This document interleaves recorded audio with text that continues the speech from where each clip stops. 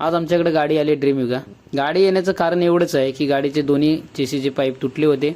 सर्वात आधी पूर्ण फायबर वगैरे खोलून घेतले, सीट वगैरे खोलली आहे, मडगडसुद्धा काढणार आहे। त्याच्यानंतर आम्ही वेल्डिंगसाठी चाललो आहे। वेल्डिंगसाठी साखळी इथे जाणार आहे, माझा मित्र आहे वेल्डर, त्याच्या वर्कशॉपला जाणार आहे। त्याच्यानंतर तुम्हाला दाखवतो पहिलं की चेसी किती तुटले। गाडीची चेसी पाहू शकता, पूर्ण दोन्ही पाईप खराब झालेत। मित्राला देखील दाखवलं। हा माझा मित्र आहे। मित्र खूप खुश दिसतोय व्हिडिओमध्ये आलाय म्हणून। लगेच भावाने आपल्या दोन्ही पाईप कट करायला घेतले, ग्राइंडरला चालू केला, दोन्ही पाईप कट करून झाले। त्याच्यानंतर दुसरे पाईप कट केले होते ते लावलेत। आता वेल्डिंग करतोय आम्ही। वेल्डिंग करून झाली आहे, तुम्हाला वेल्डिंग दाखवतो बघा, अगदी परफेक्ट वेल्डिंग केली आहे।